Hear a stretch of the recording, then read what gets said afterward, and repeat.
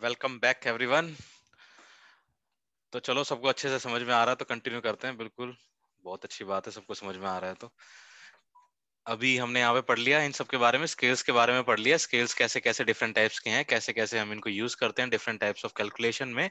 अब यहाँ पे इन्होंने प्रॉपर्टीज हैं अलग अलग स्केल की, नॉमिनल, ऑर्डिनल, इंटरवल और रेशियो, और इनकी प्रॉपर्टीज को यहाँ पे टेबल्स के अंदर बताया कि इसमें ये प्रॉपर्टी होती है, इसमें नहीं होती। ठीक है, या ये वाली प्रॉपर्टी इन दोनों में नहीं होती, इन दोनों में होती है। ये वही चीज है जो यहाँ पे लिखी गई है। कैटेगरीज आर एक्सक्लूसिव, इसमें सब में होता है, लेकिन यहाँ पे एक्सक्लूसिव नहीं होता। ऑर्डिनल में क्या होता है? Arranged in order. ठीक है, क्योंकि यहाँ पे मैथमेटिकल टर्म्स आ जाती हैं इंटरवल्स में। ठीक है, equi distance between the adjacent, ये हमारे रेशियो में इंटरवल्स में होता है। रियल जीरो हमारे यहाँ पे, जीरो हमारे यहाँ पे रेशियो में आता है। Examples, roll number assign to the students, ये एग्जांपल यहाँ पे कुछ दिए हुए हैं, तो देख लेना। ये सब सेम चीज है जो हमने यहाँ पे पढ़ी है। और इसके अलावा अब हमारा आ जाता है, लास्ट टॉपिक हमारा है, ये है descriptive and inferential statistics. So we have basically two types of statistics. One is descriptive and other one is inferential. So the difference between these two categories has been discussed, and it says they started with an example to understand the basics regarding descriptive statistics. So the example is, a teacher administers a test on English written skills of 100 marks to her students. ठीक है, एक teacher ने exam लिया है English का 100 marks का अपने बच्चों से. As she received the scores of the test, she came to know that the average marks received by the class is 65. She also came to know that 10% of the students need help with regard to English writing skills. One of her students, Tina, performed very well in the test and obtained score that was better than 85% of the students in the class. For this example, इस example से it can be seen that some of the statistical techniques that this teacher used were mean, average, percentage, percentile. These and many other techniques can be categorized under the term descriptive statistics. तो जो जो इन्होंने यहाँ पे use की ना techniques, मैं बता देता हूँ क्या क्या टेक्निक यूज की यहाँ पे। ये क्या कह रहा है, टीचर ने टेस्ट लिया, 100 नंबर का टेस्ट लिया अपने बच्चों से, तो उस बच्चों से टेस्ट ले लिया, तो उससे उस टीचर को क्या क्या पता चला? उस टीचर को ये पता चला कि मेरे क्लास में एवरेज मार्क्स जो सब बच्चों के मिला के जो एवरेज मार्क्स बने हैं वो 65 आए हैं। ठीक है, कि जो मतलब 100 बच्चे अगर हैं, किसी के 75 आए, 85 आए, किसी के 33 आए, किसी के 45 आए हैं, तो सबको ऐड करके और मैं नंबर ऑफ स्टूडेंट से अगर डिवाइड कर दूंगा तो वो आंसर आया हमारा 65, कि एवरेज इतना चल रहा है मेरी क्लास का। ठीक है, इसके बाद उसको क्या पता चला? उसको ये पता चला कि 10% जो मेरे स्टूडेंट्स हैं वो क्या है, उनको इंग्लिश में और भी ज्यादा हेल्प करने की जरूरत है, उनको इंग्लिश लिखने में दिक्कत आती है। पेपर देख के मुझे पता चल गया, क्योंकि अगर कैसे पता चला, अगर 100 बच्चे हैं और 100 बच्चों में से 10 बच्चों के, ठीक है, यहाँ पे 10% की बात कर रहा हूँ, अगर 100 बच्चे हैं, अगर 10% बच्चों ने इंग्लिश बहुत खराब लिखी हुई है, ठीक है, तो मैंने कैलकुलेट किया 10 बच्चे हैं तो कितना परसेंट हो जाएगा, 10 बाय में 10 इंटू 100 इंटू 100, तो ये कितना आ गया, 10% आ गया। इसका मतलब मुझे ये पता चल गया कि जो 10% बच्चे हैं मेरी क्लास में, तो उनको क्या है, इंग्लिश में जरूरत है। कैलकुलेशन कैसे करते हैं परसेंटेज की, number of students divided by total number of students into में 100%, जब हम कैलकुलेट करते हैं तो 100 से 100 कट जाएगा, तो ये क्या हो जाएगा, 10% हो जाएगा। ठीक है, तो हम पहले परसेंटेज ऐसे निकालते हैं, मैं सिखा दूंगा कि जो हम कैलकुलेट करेंगे। तो टीचर ने परसेंटेज भी निकाल ली कि कितने परसेंट बच्चों को इंग्लिश में जरूरत है पढ़ाने के आगे। और उसकी एक टीना जो उसकी स्टूडेंट थी, उसने क्या किया था, सबसे अच्छा परफॉर्म किया था। ठीक है, obtain score then better then 85% of the students. ठीक है, कि 85% बच्चों के मार्क्स टीना से कम थे। तो यहाँ पे किस चीज का यूज हुआ है, यहाँ पे परसेंटाइल का यूज हुआ है। कि तुम्हें पता ही होगा, जो भी हम अभी एग्जाम देते हैं, जितने भी कंपटीशन एग्जाम देते हैं, गवर्नमेंट कंपटीशन एग्जाम्स देते हैं, तो वहां पे वो नॉर्मलाइजेशन करते हैं ना। नॉर्मलाइजेशन में क्या होता है, परसेंटाइल को हम यूज करते हैं। अगर नहीं पता है तो मैं बता देता हूँ, जिसको पता है वेरी वेरी गुड, जिसको पता है। तो परसेंटाइल में क्या होता है, सपोज कि मैं गुड़गांव वाले सेंटर में अपना यूपीएससी का आईएएस का एग्जाम दे के आया हूँ। ठीक है, मैं ये नहीं कह रहा आईएएस में ये मेथड यूज होता है, मैं एग्जाम्पल दे रहा हूँ। या फिर तुम बैंक का एग्जाम्पल ले लो, मैं बैंक का एसबीआई का मैं दे के आया हूँ, एसबीआई के मैनेजर का मैं पेपर दे के आया हूँ गुड़गांव वाले सेंटर में। तो एसबीआई का पेपर तो ऑल ओवर इंडिया हो रहा है, सिर्फ गुड़गांव में तो नहीं हो रहा। लेकिन गुड़गांव वाले बच्चों का स्कोर कैसे कैलकुलेट होगा, कि इस सेंटर में, और क्वेश्चन पेपर भी सबके लगाते हैं इसलिए ऐसा होता है। तो मैं कैसे कैलकुलेट करूंगा रिजल्ट, मैं ये कैलकुलेट करूंगा कि गुड़गांव वाले सेंटर में जितने बच्चे आए थे, उन बच्चों में से सबसे ज्यादा जिसके मार्क्स आए हैं ना, उसको मैं 100 आउट ऑफ 100 दे दूंगा। जिसके सबसे ज्यादा आएंगे 100 में से, जिसके मान लो अगर किसी के 70 नंबर हैं और 70 से ज्यादा किसी के आए ही नहीं है, सबके 70 से कम नंबर आए हैं, तो जिस बच्चे के 70 नंबर आएंगे मैं उसको 100 मान लूंगा कि ये बच्चा टॉपर है मेरी क्लास का, ये 100 आउट ऑफ 100 है। अब उसके हिसाब से मैं जो उनके कम बच्चों के होंगे उनके कम करता जाऊंगा नंबर। तो इस तरीके के मेथड को हम बोलते हैं परसेंटाइल मेथड। तो ये परसेंटाइल मेथड से ही उस टीचर ने कैलकुलेट किया है कि जो टीना जो उसकी क्लास की लड़की है उसने 85% बच्चों से ज्यादा उसके नीचे है, मतलब उससे कम नंबर आए हैं, ठीक है। तो इस एग्जाम्पल में उस टीचर ने किस किस मेथड का यूज किया, उसने एवरेज निकाला, है ना, परसेंटेज को भी यूज किया, परसेंटाइल को भी यूज किया। तो इन सब कैलकुलेशन को हम बोलते हैं डिस्क्रिप्टिव स्टैटिस्टिक्स। इन सब मेथड्स अंदर आते हैं, किसके अंदर आते हैं, डिस्क्रिप्टिव स्टैटिस्टिक्स के अंदर आते हैं। अब ये आगे क्या कह रहा है, descriptive statistics mainly comprise of description and organisation of the data. तो ये क्या कहता है, डिस्क्रिप्शन बताता है और ऑर्गेनाइजेशन बताता है डाटा का, ठीक है। और it can be terms as a technique that help us in summarization of prominent characteristics of distribution, ठीक है। तो ये यहाँ पे आगे बोल रहा है, based on the properties of the sample the descriptive statistics can be categorised in the form following. तो यहाँ पे डिस्क्रिप्टिव स्टैटिस्टिक्स को इन्होंने फर्दर कैटेगराइज किया है तीन चीजों में, statistics of location, statistics of dispersion, statistics of correlation.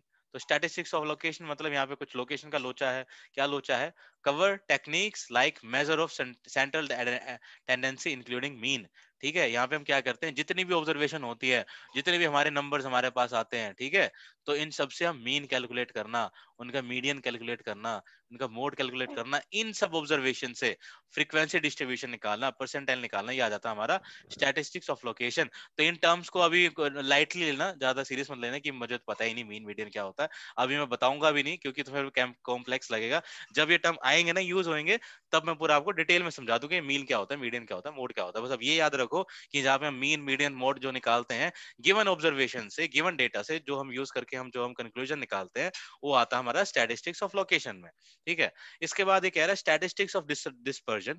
तो ये वो टेक्निक कवर करता है जो हम यूज करते हैं किसको मेजर करने में, dispersion including quartile deviation, standard deviation, range, average deviation, variance. तो यहाँ पे डेविएशन की बात होती है, ठीक है। जो हम डेविएशन की जब भी बात करेंगे, वेरिएंस की बात करेंगे, तो हमारा आ जाएगा statistics of dispersion. Statistics of correlation, जहाँ पे हम कोरिलेट करेंगे चीजों को, ठीक है।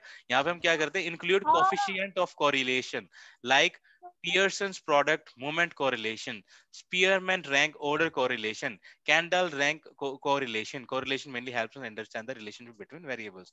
तो coefficient एक तरह का मेथड होता है, ये जिससे हम क्या करते हैं, वेरिएबल्स को, ए वेरिएबल है, बी वेरिएबल है, इनको सब मेरे को कैलकुलेट करके इनका जो आंसर निकाला, उसके बाद ये सपोज ये एक्स आ गया, ये वाई आ गया, और एक्स के आगे कोई कोफिशिएंट, सॉरी दोनों एक्स है, और इसके आगे कोई ए नंबर है, इसके आगे कोई दूसरा नंबर है। तो यहाँ पे दोनों वैल्यू देखो, एक्स तो सेम है लेकिन आगे डिफरेंट क्या है, ए और बी। और जब मैं ए और बी को कंपेयर करूंगा तो ये हमें क्या बताएगा, रिलेशन बताएगा ए और बी के वेरिएबल के बीच में। तो कोरिलेशन में मेनली तुम अभी इतना ही समझो कि कोरिलेशन में हम क्या करते हैं, वेरिएबल्स को कोरिलेट करते हैं, वेरिएबल्स के आपस में रिलेशन बताते हैं हम उनका, उसका। बस अभी के लिए इतना ही समझना। इसके बाद हमारा नेक्स्ट आ जाता है इन्फ्रेंशियल स्टैटिस्टिक्स, ठीक है। इन्फ्रेंशियल स्टैटिस्टिक्स में क्या डिफरेंस आता है, तो इन्फ्रेंशियल स्टैटिस्टिक्स इन्होंने एक्सप्लेन किया है, कोई एक रिसर्चर है उसने क्या किया है, एक इमोशनल इंटेलिजेंस का self concept of adolescent in south Delhi. तो उसने कोई रिसर्च की है, किसकी, इमोशनल इंटेलिजेंस की और सेल्फ कॉन्सेप्ट की, सेल्फ डिटरमिनेशन या फिर सेल्फ एस्टीम जो सबसे पहले बोला गया था। तो इसमें क्या कह रहा है, सी सिलेक्टेड है रिप्रेजेंटेटिव सैंपल। उसने क्या किया, एक सैंपल सिलेक्ट किया 500 लोगों का। एग्जाम्पल बता रहा है कि इन्फ्रेंशियल स्टैटिस्टिक्स हम किसे बोलते हैं, ये एग्जाम्पल से समझेंगे। एग्जाम्पल में क्या कर रहा है, एक रिसर्चर है, उसने साउथ दिल्ली में एक एक्सपेरिमेंट किया है 500 लोगों के ऊपर। क्या एक्सपेरिमेंट किया है, उसने चेक किया है कि यहाँ पे इमोशनल इंटेलिजेंस कैसा है और सेल्फ कॉन्सेप्ट कैसा है इन 500 लोगों का, ठीक है। फिर ये क्या कह रहा है, from various schools in south Delhi, south Delhi के अलग अलग स्कूलों से 500 बच्चों की उन्होंने लिस्ट बनाई है। Administrative standardized tools for emotional intelligence and self concept on the adolescent. Adolescent हम बोलते हैं एडल्ट्स को, ठीक है। एडल्ट्स को मतलब इसमें वो लोग आते हैं जो ज्यादा एज के नहीं होते, मतलब जो एडल्ट्स जो हम इसको बोलते हैं, इनको 18 प्लस लगा लो, 18 से, टीनेजर्स। हाँ टीनेजर्स, एग्जैक्टली, टीनेजर्स इसका सही वर्ड रहेगा। तो यहाँ पे हमारा ये हो गया, इमोशनल इंटेलिजेंस को हम कैलकुलेट करें, सेल्फ कॉन्सेप्ट कैलकुलेट करें टीनेजर्स के अंदर। So the researcher was interested in finding out if significant difference exit between the mean scores obtained by the male and female adolescent with regard to both the variables. ठीक है। तो ये यहाँ पे क्या कह रहा है, रिसर्चर वहां पे इंटरेस्टेड है, किस चीज में इंटरेस्टेड है, कैलकुलेट करने में। क्या कैलकुलेट करने में, कि उनका जो जिनका मीन स्कोर आया है, ठीक है, उनके जो सैंपल लिया साउथ दिल्ली का, जो मेल का जो डिफरेंस आया है, फीमेल्स का जो डिफरेंस आया है, उनका आपस में कोरिलेट करने में वो इंटरेस्टेड है, ठीक है, with regards to both the variables. ठीक है, तो फिर आगे क्या एक्सप्लेन कर रहा है, for this she used independent t-test and found that there was a significant difference with regard to both the variable। उसने क्या किया, उसने एक इंडिपेंडेंट टी टेस्ट किया अलग से, और उसने क्या पाया, उसने ये पाया कि यहाँ पे जो मेरे दो वेरिएबल हैं, मेल्स और फीमेल्स हैं, इनके बीच में एक सिग्निफिकेंट डिफरेंस है। ठीक है, तो ये आगे धीरे धीरे समझ में आएगा। So the score obtained by the female students on the emotional intelligence was higher than the mean scores obtained by the male students। तो इसको ध्यान से पढ़ना। देखो, the mean score obtained by the female students on emotional intelligence, तो जो score calculate हुआ है फीमेल्स का, ठीक है, वो क्या था, ज्यादा पाया कंपैरेटिवली बॉयज के। जो मेल्स थे उनके कंपैरेटिवली फीमेल्स का जो इमोशनल इंटेलिजेंस था वो हायर था। ठीक है, अब ठीक है, हायर था ये हमें पता चल गया।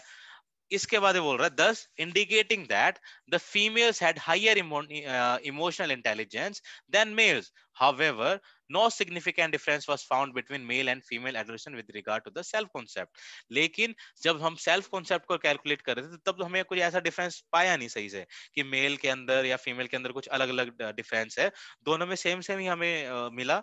लेकिन इमोशनल इंटेलिजेंस में हमें ये पता चला कि जब हमने मेल और फीमेल में अलग अलग वेरिएबल्स को कैलकुलेट किया, तो जो फीमेल्स थी उनके अंदर इमोशनल इंटेलिजेंस क्या था, हायर था कंपैरेटिवली मेल्स के। तो यहाँ पे इन्फेरेंशियल स्टैटिस्टिक्स क्या है, वही तो मेन टॉपिक है ना, तो अब पता चलेगा इन्फेरेंशियल स्टैटिस्टिक्स यहाँ पे क्या है। तो यहाँ पे बोलता है, the researcher also wanted to know if significant differences exist in emotional intelligence and self concept with regards to the phases of the adolescent. मतलब वो कह रहा है कि अब वो ये देखना चाह रहा है कि जो इमोशनल इंटेलिजेंस है, सेल्फ कॉन्सेप्ट है, वो क्या फेस के साथ चेंज हो रहा है, कि मतलब पहले कुछ और था, बीच में कुछ और हो गया, बाद में कुछ और हो गया, क्या ये चेंज आ रहा है। For this analysis of variance, ANOVA बोलते हैं, analysis, an analysis of variance was used.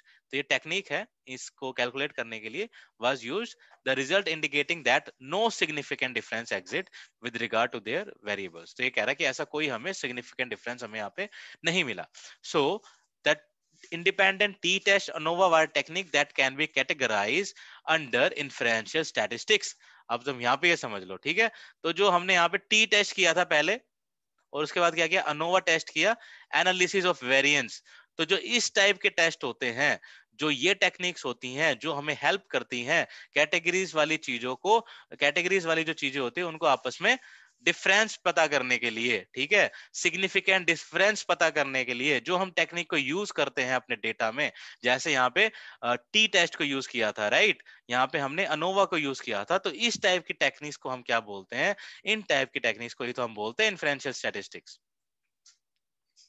जब हम क्या करते हैं, दो वेरिएबल्स के बीच में सिग्निफिकेंट डिफरेंसेस को कैलकुलेट करते हैं विद डिफरेंट टेक्निक्स, तो वो जो टेक्निक्स होती है उसी को हम बोलते हैं इन्फ्रेंशियल टेक्निक्स। ठीक है। तो ये क्या है, मैं बता देता हूँ दोबारा से। तो इन्फ्रेंशियल टेक्निक्स में क्या होता है, inferences are drawn about the population based on representative sample. ठीक है, as stated by the Veeraraghavan and Shetgovekar 2016, inferential statistics refers to the mathematical method. Inferential statistics क्या होती है, एक मैथमेटिकल मेथड होता है बेस्ड ऑन प्रोबेबिलिटी थ्योरी। ठीक है, बेस्ड ऑन प्रोबेबिलिटी थ्योरी पे डिपेंड करता है। क्यों, क्योंकि हम क्या करेंगे, सिग्निफिकेंट डिफरेंस निकाल रहे हैं, कि हमने अलग अलग करके कैलकुलेट किया तो क्या हो रहा है, तो मैं संभावना ही निकाल रहा हूँ ना, जबरदस्ती कोशिश कर रहा हूँ कि नहीं यार, इसको मैं और डिवाइड करूंगा ग्रुप को, और फिर मैं इनके बीच का डिफरेंस निकालूंगा। चलो अब मैंने ये कर दिया, अब मैं इसको फर्दर डिवाइड करूंगा, और मैं फिर कोई टेक्निक यूज करके और कोई डिफरेंस पता करूंगा कि अब इनके बीच में क्या डिफरेंस है। ठीक है, तो वो सब टाइप जो टेक्निक्स हो जाएंगी वो हमारे आ जाएगी इन्फ्रेंशियल टेक्निक्स ऑफ स्टैटिस्टिक्स। ठीक है, तो ये हमारे इसके अंदर आ जाएगी। इसके हमारा आ जाता है एस्टिमेशन। एस्टिमेशन क्या हो जाएगा, एस्टिमेशन भी तो हमारा क्या हो जाएगा, जो हम एस्टिमेट करते हैं। ठीक है, estimating probability of a phenomenon is referent to an estimation. Estimation मतलब एस्टिमेशन को क्यों बोलना भाई, हिंदी में बताना कोई एस्टिमेशन को, एस्टिमेट, मूल्यांकन। मूल्यांकन नहीं, नहीं वो इवेल्युएशन होता है ब्रो। एस्टिमेट मतलब मतलब कि लगभग लगभग हम बोलते हैं ना कि लगभग कि इतनी ये अप्रोक्सीमेटली, वो तो फिर एस्टिमेशन हो जाता है हमारा कि हम जब बोलते हैं ना ये वर्ड यूज करते हैं लगभग इतना हो जाएगा। एस्टिमेशन मतलब मैं ना एस्टिमेट लगा रहा हूँ, मेरे को एकदम एग्जैक्ट हिंदी मीनिंग नहीं पता है। तो एस्टिमेशन में हम बोलते हैं कि लगभग इतना होगा, लगभग इतना हो जाएगा, इतना हो जाएगा, तो तो वो मतलब एस्टिमेट होता है। अनुमान लगाना अनुमान, काइंड हाँ ऑफ हो गया ना, अनुमान, अनुमान अनुमान, लगाना। अनुमान, अनुमान, अनुमान सही वर्ड है। ठीक है। एस्टिमेशन मतलब अनुमान। ठीक है। तो अनुमान तो पता ही होगा, एस्टिमेशन तो अनुमान होता है, तो अनुमान को भी हम इसके अंदर यूज करते हैं, स्टैटिस्टिक्स के अंदर यूज करते हैं। Estimating probability of a phenomena is refer to an estimation. As we know from the explanation of inferential statistics, the inferences are drawn from sample that is representative of a population. This inferences can then be generalized to the whole population. ठीक है। तो ये क्या करते हैं, difference निकाल के क्या करते हैं, एस्टिमेट ही तो निकालेंगे। ठीक है। जैसे मैंने बताया कि सैंपल ले लिया, एक शहर में 10 लाख लोग हैं, लेकिन मैंने 500 लोगों पे ही सैंपल लेके मैंने कोई अपना रिजल्ट मैंने कैलकुलेट किया, तो मैं क्या करूंगा, एस्टिमेट लगाऊंगा यहाँ पे, राइट। अनुमान लगाऊंगा कि अगर 500 लोगों का नजरिया ऐसा है, अगर 500 लोगों का रिजल्ट अगर ऐसे आ रहा है, तो ऐसा हो सकता है कि जो पूरी पॉपुलेशन है मेरे जो पूरी जिसको मैं कैलकुलेट करना चाह रहा हूं, वहां पे भी ये चीज मैं अप्लाई कर पाऊंगा। ये मैं खाली एस्टिमेट लगा सकता हूँ, श्योरिटी तो नहीं दे सकता ना। तो यही हमारा एस्टिमेशन होता है यहाँ पे। अब आ जाता है ठीक है। Point estimation, interval estimation. इसके बाद हमारा आ जाएगा हाइपोथेसिस टेस्टिंग। और बटन नहीं चालू करा हुआ है तुम्हें? सुनाई दे रहा है ना सबको? यस हाँ। Okay great. तो एस्टिमेशन यहाँ पे बता दिया कि अनुमान जो हमारा होता है, जो हम पूरा कैलकुलेट करते हैं, सैंपल से हम कैलकुलेशन निकालते हैं, उसको हम एस्टिमेट लगाते हैं, अनुमान लगाते हैं कि हम ये जो रिजल्ट आए उसको हम पूरी पॉपुलेशन पे भी अप्लाई कर सकता हूँ। एस्टिमेट लगाऊंगा ओनली, वो करेक्ट होगा या नहीं होगा पूरी एश्योरिटी में नहीं दे सकता। ठीक है। तो हमारे पास टू टाइप्स के एस्टिमेशन है, point estimation and other one is interval estimation. Point estimation होता है, this is a type of estimation in which the value is a single point. ठीक है। जहाँ पे जो एस्टिमेशन होगा हमारा सिंगल पॉइंट में आएगा। ठीक है। So for example, the estimation for the sample mean is made as 46.8, that is expected to be equal to the population mean. Point estimation comprises of sample mean and sample proportion. This population mean is mu. The sample mean will be x bar. In similar manner, if the population proportion is p, then the sample proportion will be P. ठीक है। तो यहाँ पे point estimation basically वो होता है जिसको हम क्या करते हैं, एक सिंगल डिजिट से हम रिप्रेजेंट करते हैं। यहाँ पे इन्होंने देखो फिर से एक्स बार दे दिया, पी दे दिया, म्यू दे दिया। तो मैं इसमें आपको अगेन मैं बोलूंगा कि दोबारा मैं आपको कॉम्प्लेक्स नहीं बताऊंगा, आज हम सिर्फ इंट्रोडक्शन पढ़ रहे हैं, अभी कुछ कैलकुलेट नहीं करने वाले हैं। तो खाली बस इनको अपने दिमाग में बस इतना डाल लो कि म्यू नाम का भी कोई चीज होती है, एक्स बार नाम की भी कोई चीज होती है, एस का भी कुछ होता है, म्यू सिग्मा भी कुछ होता है, बस यही अपने दिमाग में डाल लेना। नेक्स्ट जब हम सेशन लेंगे तो पूरा उसको जब कैलकुलेट करेंगे तब पता चल जाएगा। जैसे हम कैलकुलेट करेंगे ना, एक्स बार की वैल्यू पॉइंट में आएगी तो मैं तो उसी टाइम बोल दूंगा देखो ये आ गया हमारा पॉइंट एस्टिमेशन। ठीक है। इंटरवल एस्टिमेशन में क्या होगा, इंटरवल एस्टिमेशन में होगा जैसे यहाँ पे लिखा गया है कि एक्स की वैल्यू है, ये क्या है, ए से तो ज्यादा है और बी से कम है। ठीक है। ये क्या हो गया, इंटरवल हो गया। मान लो मैंने कोई रिजल्ट निकाला एक्स की वैल्यू, और वो क्या कर रही है, इंटरवल में है, किसी से ए से कम है, बी से ज्यादा है। तो इस तरह के रिजल्ट को, इस तरह के एस्टिमेशन को मैं क्या बोलूंगा, इंटरवल एस्टिमेशन। समझ में आ रहा है ना, इसमें कोई डाउट नहीं है ना, ऐसा तो लग रहा है ना कि मैं बता ही नहीं रहा हूँ। इंटरवल में सिर्फ इंटरवल होगा। नहीं। ठीक है। इंटरवल में एक्स ठीक का है। क्या इंटरवल होगा, किसी दो के बीच में मैं उसका वैल्यू बता दूंगा। ठीक है। तो इसके बाद हमारा आ जाता है हाइपोथेसिस टेस्टिंग आ जाती है।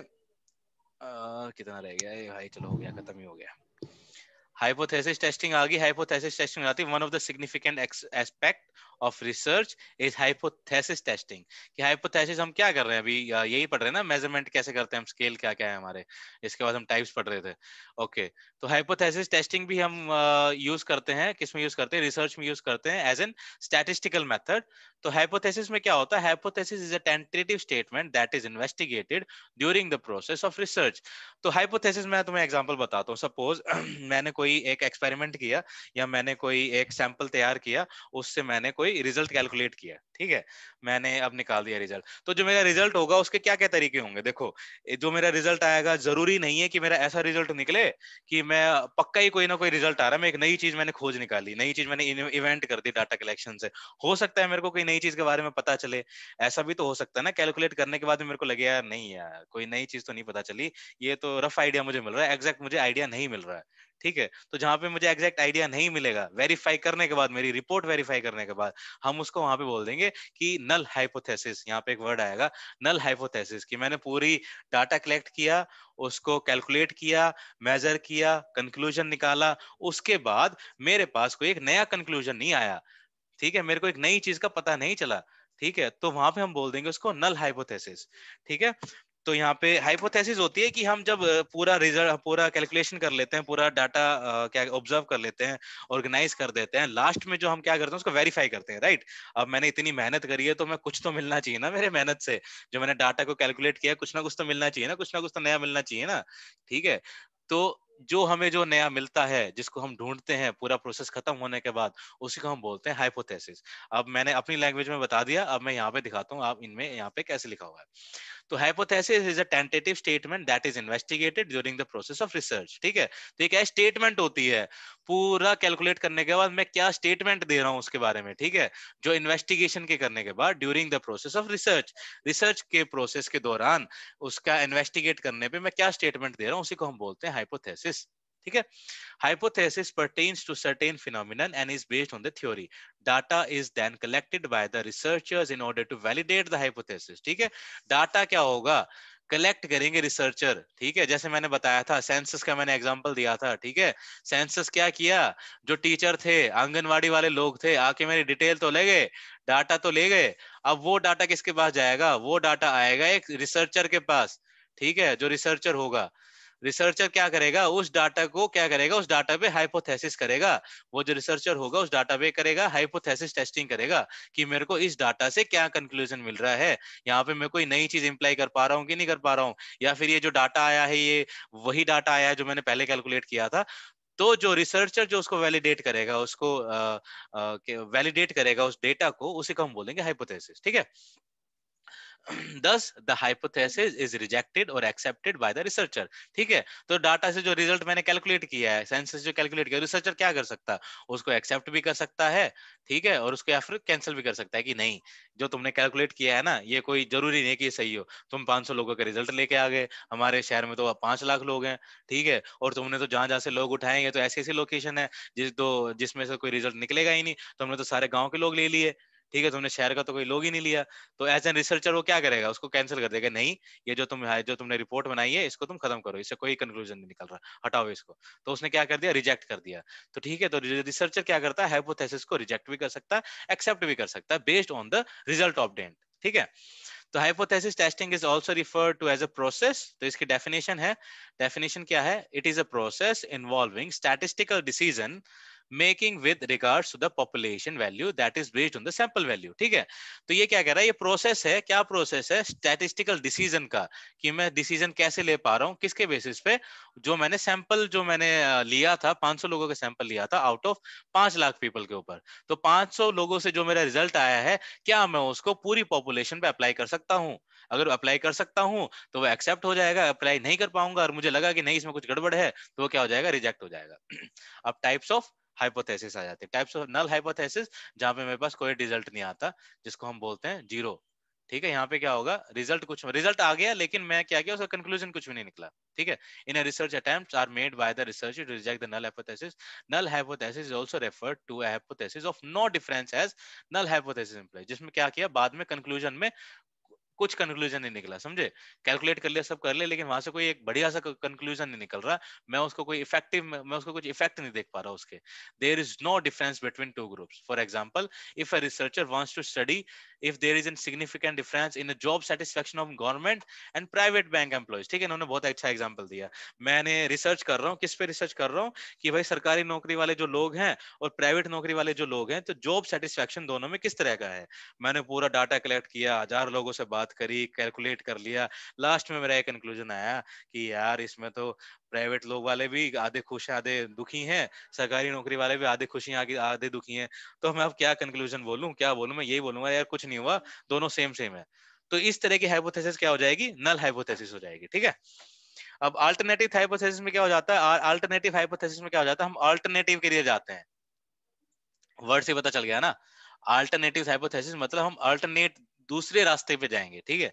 जैसे मैं एक्सप्लेन करूं, alternative hypothesis can be termed as a counter proportion to the null hypothesis. Null hypothesis में हम क्या करते हैं, एक काउंटर अप्रोच करते हैं, ठीक है। कि हाइपोथेसिस तो नल हो गई। सपोज कि मैंने जॉब सेटिस्फेक्शन वाला ही एग्जांपल दिया कि प्राइवेट नौकरी वाले कितने जॉब सेटिस्फेक्शन है, सरकारी नौकरी वाले कितने सेटिस्फाई हैं उनकी जॉब से। मेरा क्या किया, निकल गया, नल निकल गया, कोई कंक्लूजन नहीं निकला। लेकिन सेम डाटा से, सेम उससे मैं कोई नई अप्रोच तो ले सकता हूँ ना। डाटा तो मेरे पास है ना, मुझे ये तो पता है ना कि कितने लोग प्राइवेट में जॉब कर रहे हैं, मुझे ये तो पता है ना किनकी कितनी सैलरी आ रही है, मुझे ये तो पता है ना गवर्नमेंट वालों की कम सैलरी आ रही है, प्राइवेट वालों की ज्यादा सैलरी आ रही है। तो यहाँ से मैं जो मैं ढूंढना चाह रहा था वो तो मुझे नहीं मिला, लेकिन मैंने क्या किया, अल्टरनेटिव हाइपोथेसिस का यूज करके, ठीक है, उससे मैं किसी और कंक्लूजन पे पहुंचूंगा, तो उसको हम बोलेंगे अल्टरनेटिव हाइपोथेसिस। इसको मैं एक्सप्लेन कर देता हूं। तो ये क्या कह रहा है, alternative hypothesis can be termed as a counter proposition to the null hypothesis. It is formulated by a researcher based on the theory. The hypothesis states that there is a significant difference between two groups. For example, the researcher can formulate the alternative hypothesis as there will be a significant difference in the job satisfaction of public and private bank employees. This is also a neutral alternative hypothesis that does not provide any direction, thus is termed as non directional hypothesis, ठीक है। तो alternative hypothesis वही वाली हो जाती है, can also be directional. For example, public bank employees have higher, public bank employees have higher job satisfaction than compared with the private bank employees, ठीक है। तो यहां से मैंने अल्टरनेटिव निकाल लिया ना। पब्लिक के अंदर क्या था कि पब्लिक जो बैंक एम्प्लॉयज थे हायर, उनकी थोड़ी सी ज्यादा थी जो जॉब सेटिस्फेक्शन किनके कंपेयर में, प्राइवेट बैंक एम्प्लॉयज। यहाँ पे क्या कह रहा है, बैंक एम्प्लॉयज की बात कर रहा है कि सरकारी बैंक वालों को और प्राइवेट बैंक वालों को कंपेयर कर दिया। उसी सेम ऑब्जर्वेशन से मैंने अलग डाटा निकाल के अल्टरनेटिव तरीके से, दूसरे तरीके से एक अलग अप्रोच बना के एक अलग तरीके का मैंने क्या कर दिया, रिजल्ट मैंने वहां पे बता दिया कि चलो ये तो पता नहीं चला कि प्राइवेट वाले सरकारी नौकरी वालों को कितना जॉब सेटिस्फेक्शन है, लेकिन मुझे ये पता चल गया कि सरकारी बैंक वाले जो लोग हैं और जो प्राइवेट बैंक वाले जो लोग हैं, सरकारी बैंक वाले लोग ज्यादा खुश हैं, ज्यादा उनमें जॉब सेटिस्फेक्शन है, ठीक है। इसका आ जाता है हाइपोथेसिस टेस्टिंग में क्या क्या स्टेप्स हैं। तो इसमें कुछ स्टेप्स हैं हमारे, स्टेप्स 1, स्टेप्स 2, स्टेप 3, स्टेप 4। अब ये सब मैं छोड़ दूंगा आप सबके लिए, ठीक है। हाइपोथेसिस टेस्टिंग ये वही है, null hypothesis alternative hypothesis specified by the researcher. तो यही जो हमने अभी पढ़ा है, ये इन्होंने क्या किया, थोड़ा सा एलिब्रेट करके इसको यहाँ पे समझाया है मैथमेटिकल वे में। अगर आपको पढ़ना है तो आप पढ़ सकते हो, अदरवाइज आप इसको छोड़ सकते हो, क्योंकि ये सारी हम आगे भी यूज करने वाले हैं। ये सब चीजें हमारे आगे क्या आएंगी, आगे यूनिट्स में हम सब यूज करने वाले हैं। तो आप पढ़ लेना, अगर पढ़ना हो तो। टाइप 1 टाइप 2 एरर्स क्या क्या हो सकती है, null hypothesis is rejected, type 1 error decision is correct, ठीक है, ये decision is correct, type 2 error. तो ये सब तुम यहाँ पे देख सकते हो, पढ़ सकते हो अगर चाहो तो। अब मुझे ये बताओ कि मैंने इंट्रोडक्शन यहाँ पे खत्म कर दिया है ठीक है। तो किसी को अगर कोई डाउट हो, किसी को कुछ ना समझ में आया हो, किसी को लग रहा हो कि अगर इस ये कोई कॉन्सेप्ट मेरे को दोबारा बता दो तो मेरे ज्यादा अच्छा समझ में आ जाएगा, ऐसा किसी के साथ भी कुछ है तो मुझे बताओ। एनीवन? मेरी तरफ से खत्म हो गया। अभी कोई भी सजेशंस हो, कोई भी रेफरेंस हो, कोई भी रिकमेंडेशन हो, कोई भी डाउट हो, किसी भी तरह का कोई भी क्वेश्चन हो, so you are free to ask. Anyone? सब क्लियर है? सब क्लियर है तो हाँ तो बोल दो भाई। Yes. हाँ हिमांशु, अभी तक ओके, तो क्लियर है। चलो ठीक है। किसी को कोई इशू तो नहीं आया, सब समझ में आ गया ना? मैं ऐसे सोच रहा हूँ कि स्टैटिक्स को थोड़ा इजी वे में लेके चलूं, आगे सिर्फ मैथमेटिकल्स आएंगे। बस ये लोगों, मुझे लग रहा है जिन्होंने नहीं पढ़ा उनको लिए ऐसा लग रहा हो कि यार ये क्या क्या सिंबल आ गए, नए नए सिंबल आ गए, क्या आ गया है, कुछ पता ही नहीं है। ठीक है, तो कुछ भी नहीं है, इनको भूल जाओ, इनके बारे में हमें पढ़ना ही नहीं है। हम खाली बस ये देखेंगे हमें क्या क्या कैलकुलेट करना है। जो जो कैलकुलेट करेंगे उसका अलग अलग निशान बनाते हुए चले जाएंगे कि ये कैलकुलेट कर दिया, इसका हमने अलग निशान बना दिया, ये कैलकुलेट कर दिया, इसको हम अलग सिंबल बना देंगे, ये कैलकुलेट कर दिया, इसको हम ऐसे रिप्रेजेंट करेंगे, बस यही है और कुछ नहीं है। Any doubts? Anything else you want to ask? Or we can end the session. किसी को कुछ पूछना हो, कुछ बताना हो, कुछ भी?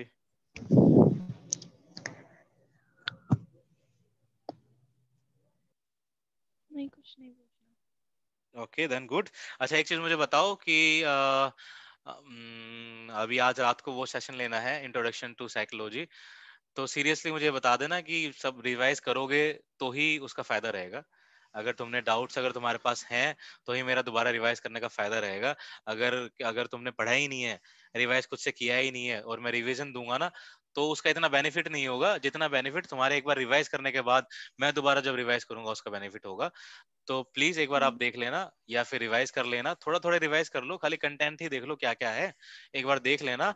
और टाइमिंग्स जो as per the group messages, लोगों ने 8 बजे के बाद बोल रहे हैं कराने के लिए, 7 बजे भी एग्री नहीं थे। तो 8 बजे के बाद देखो, मुझे कोई इशू नहीं है, रात को 12 बजे बोलोगे, 2 बजे बोलोगे, मैं तब भी अवेलेबल हूँ। तो देख लेना ग्रुप में एक बार कि एक मेरे को प्रीफर टाइमिंग बता देना, 8 बजे, 9 बजे या 10 बजे। तो उसी के हिसाब से मैं एक इंट्रोडक्शन टू साइकोलॉजी का इंपॉर्टेंट टॉपिक्स को मैं दोबारा से रिवाइज करा दूंगा। अदरवाइज हमारा इंट्रोडक्शन टू स्टैटिस्टिकल मेथड हमारा कंप्लीट हो गया। From day 2 we will start with the unit 2 and will start क्या करेंगे, हम डाटा को ऑर्गेनाइज करना सीखेंगे कि डाटा आ गया, अब इसको ऑर्गेनाइज कैसे करना है, कैटेगराइज कैसे करना है, और डाटा को ग्राफ में कैसे रिप्रेजेंट करना है, ये हमारा डे 2 का टास्क होगा। Otherwise, thanks guys for joining the meeting and the session, and very good evening now, and you will have a great day. Thank you, Manchu. Thank you so Thank you. much. Thank you. Thank you.